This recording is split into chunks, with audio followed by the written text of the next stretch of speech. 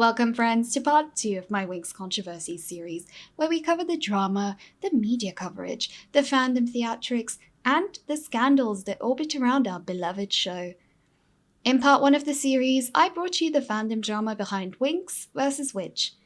Today, we are discussing the academic coverage of the Winx Club, the studies, the criticism, and hopefully the fandom response. Onward with the tea.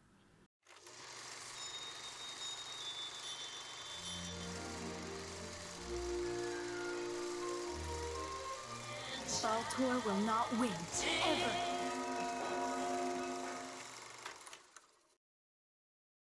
So is Winx bad for you? That is the question.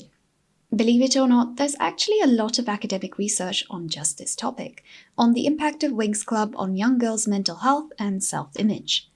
In this video, I want to look into these studies and claims and come at them from the perspective of who they're talking about. I was once a Winx-obsessed little girl, so I feel like I can provide some primary evidence both for and against these arguments. I just want to plug this disclaimer in before we get started. It is absolutely not my intention to direct any negative attention onto the papers referred to in this video, nor is any of this meant to be a rebuttal. I simply find it interesting as a Winx fan to review the coverage it has received over the years in the context of fandom, press, and academia. Also, I am obviously approaching this topic from a fandom and media analysis perspective, which is not the goal of these papers, and it is important to acknowledge that. The academic work is often looking at Winx in a wider context of children's media and psychology. There are always specific goals, timeframes, themes, and limitations at work. Like I said, as someone who grew up with Winx, it is interesting to me to look at these theories to see if they apply to me. And it will be interesting to consult the fandom to see if there is a consensus in how we find Winx has influenced us over the years. Let's begin with diversity. I think diversity in Winx is one of the first things the fandom brings up as a positive about the franchise. Now, Winx isn't perfect, not at all. We know this. And especially from dub to dub, there are certain other problems one could bring up. But none of the academic papers focus on these more peripheral examples within the franchise. Their focus is, of course, on the main six. One paper I was reading was comparing Winx to its contemporaries Totally Spies, Bratz, and Witch on the topic of character archetypes. Stella, Clover, Chloe, Cornelia are all boy-crazy, shopaholic, gossipy blondes. Lila, Alex, Sasha, and Tirani are all sporty, black, or mixed-race girls who like music. The paper argues, quote, the characters lack genuine diversity, since the same attributes are repeatedly linked with a certain stereotypical appearance. There is always a fair-skinned blonde protagonist focused on shopping and her looks.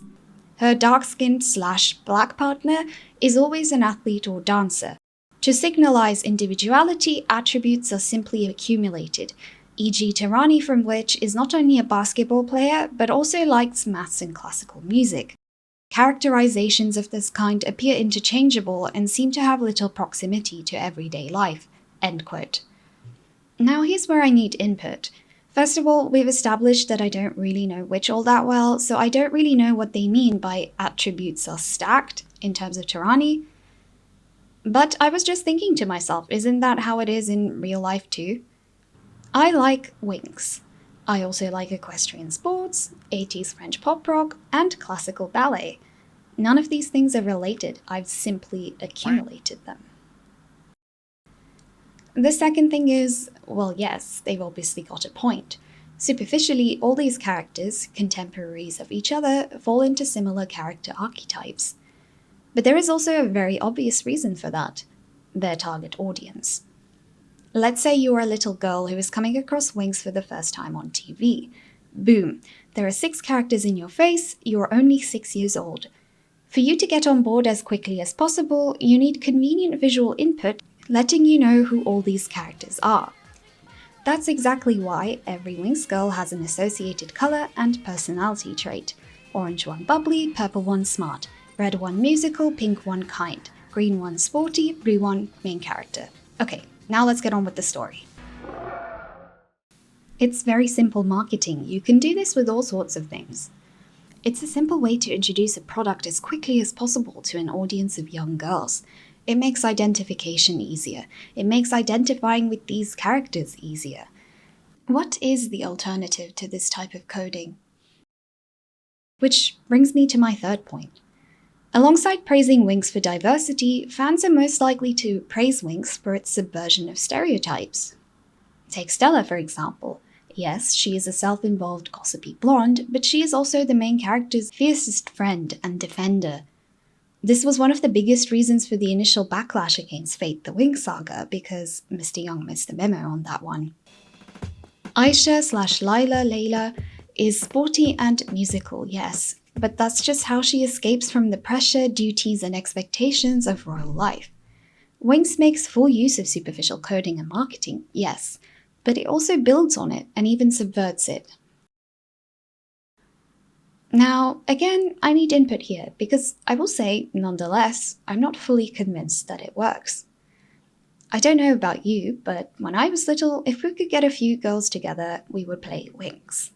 And, of course, the two most popular mean girls would snag up Bloom and Stella instantly, and would proceed to make the whole game about themselves. So apparently Brian wasn't the only one who missed the memo. And the rest of the characters were likely to be distributed on very superficial traits, down to the color of your t-shirt that day, for example. But that's kind of my point. I don't think it works. As adults, I think we are able to appreciate the subtleties in the characterizations, but I don't think that children necessarily get it.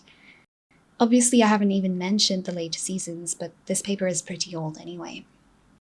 That is all part of the appeal of Winx. As a child, you enjoy it, and as an adult, you get to enjoy it in a different way. So yes, in summary, Winx was great for having a diverse set of main characters, but it also played into stereotypes in the most formative years of its target audience. The second point a lot of studies bring up is the issue of identification.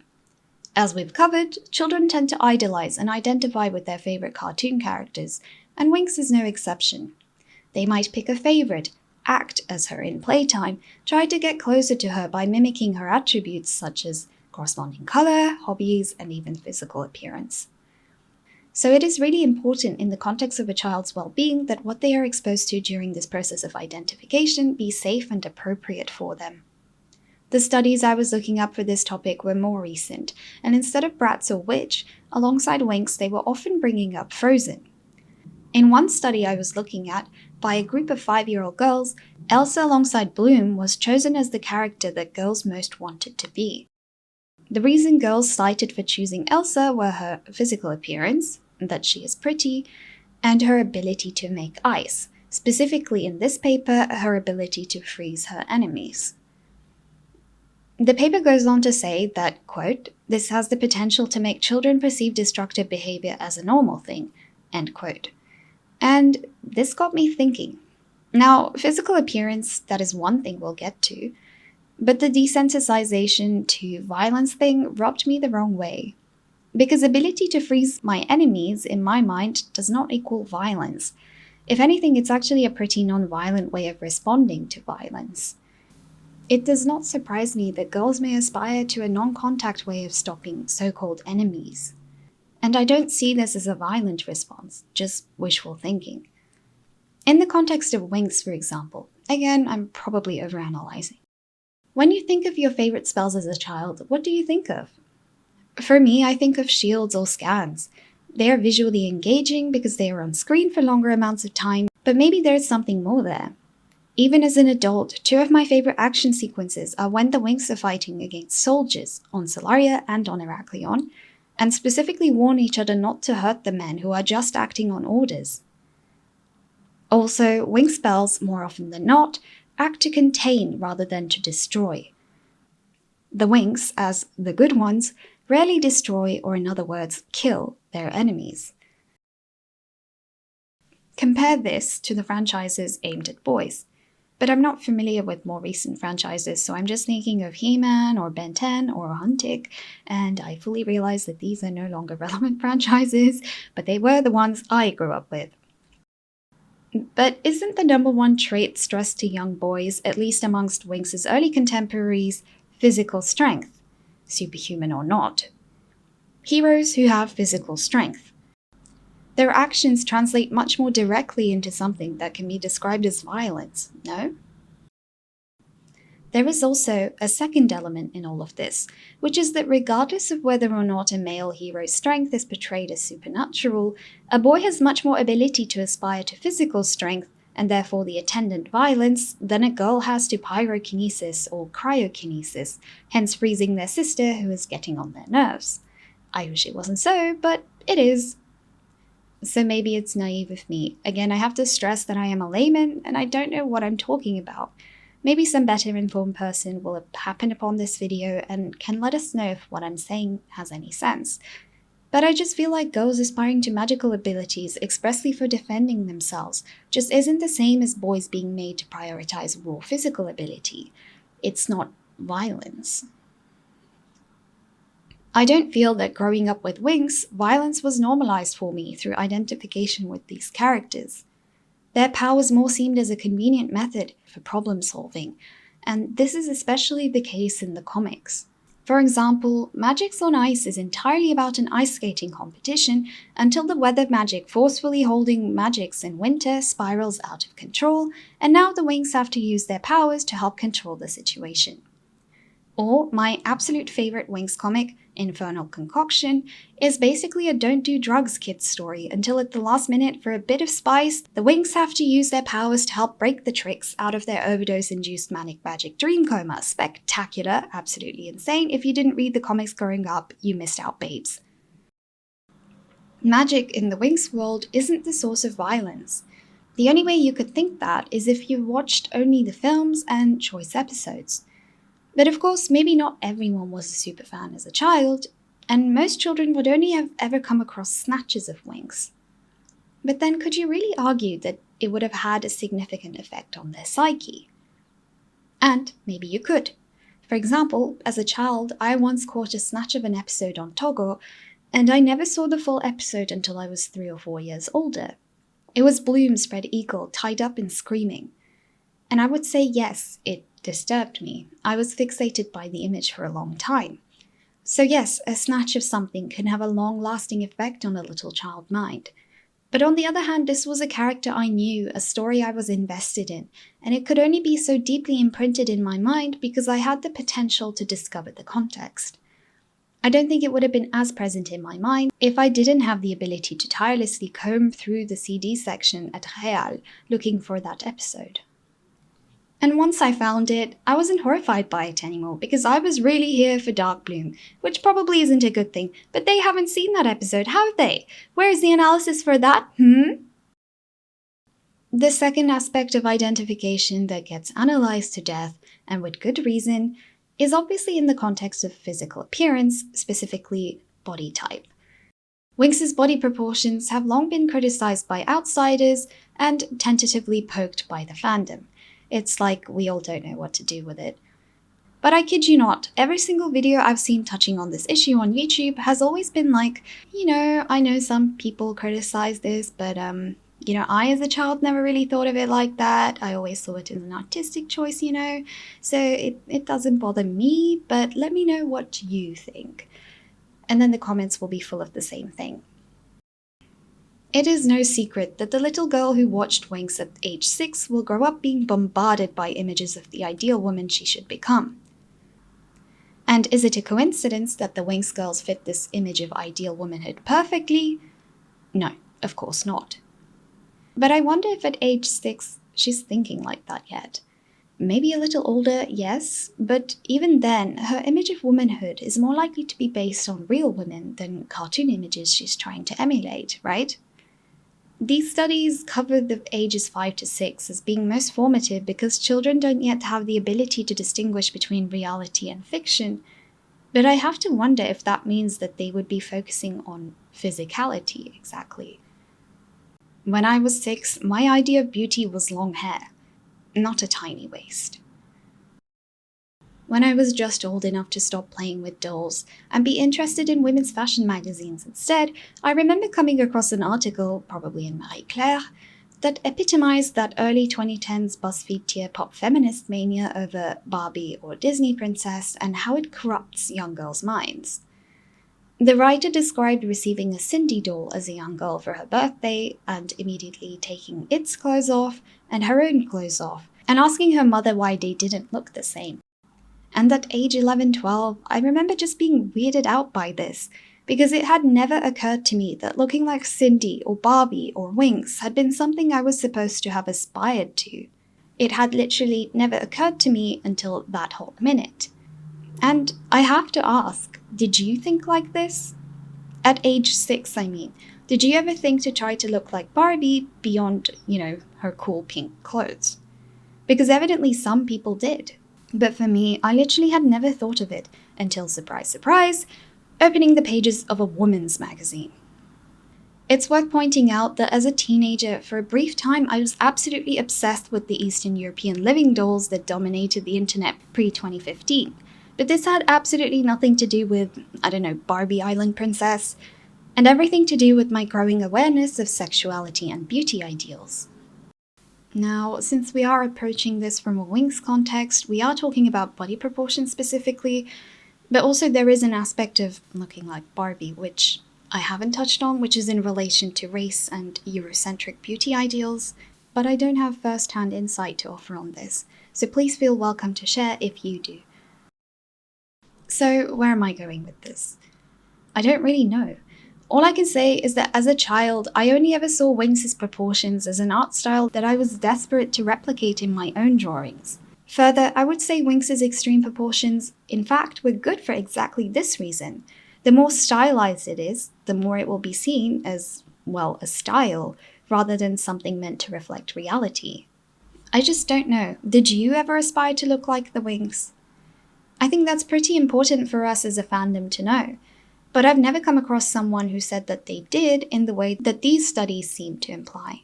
It reminds me of how the Barbie discourse has over time transformed as Gen Z has grown up old enough to write BuzzFeed articles, from Barbie's a bad influence on children's perception of body image, to Barbie was formative for my taste in classical music and deadpan humor. Funny. I hope that means once our generation is old enough to start having children, we will get Princess and the Puppeteer goodness injected back into the Barbie brand instead of whatever dull millennial nightmare this is. It should only be 5 more years now. 97liners, we are relying on you. There is so much more to cover. Hypersexualization, Winx's relationship with gender roles on which it just can't be defended, Winx's Catholic propaganda, Winx's anti-Christian Satanist propaganda. So maybe I'll make a part 2. One topic I did not touch on is Winx and consumerism. The Winx franchise is immense, and the merchandising is equally insane. Probably most people, especially in the English-speaking world, they don't fully have a picture of the absolute Winx mania of 2007 to 2009. There is even an academic based in the US with an upcoming book on just this topic, Winx Nation, Grooming the Future Female Consumer. So I think we will have much more thorough analysis on this topic very soon. One thing I kept noticing as I was reading all these studies and papers is that none of them look at the Winx franchise as a whole, and this started to bother me. Now, I know in terms of academic research, there are limitations, there are constraints, time and budget-wise, there are specific goals and themes they are focusing on, and I have complete respect for this. But also on this channel, we have none of those constraints, so we get to be petty about it. A lot of these studies picked individual, singular aspects of the Winx product and tried to analyze the impact it might have on children. They would pick one season, one comic, more often than not the first film. And on the one hand, that makes sense, because I would imagine most children, they weren't watching in a linear fashion. Maybe they catch an episode on TV every now and then, or their parents once bought them the magazine whilst they were waiting for the bus or something, or they saw the film when it came out at the cinema, having never seen Winx on TV before. I know in my case, I wasn't allowed much TV, so the comics and books were where I was getting most of my Winx content. And when it came to the TV series, we would get them on 2-episode VCDs, and my picks would be determined not by the linear timeline, but on who was on the cover, in most cases Aisha or Flora. On the other hand, I can't help but feel that this approach does not make sufficient allowances for the medium, for the place of this segment in the wider franchise.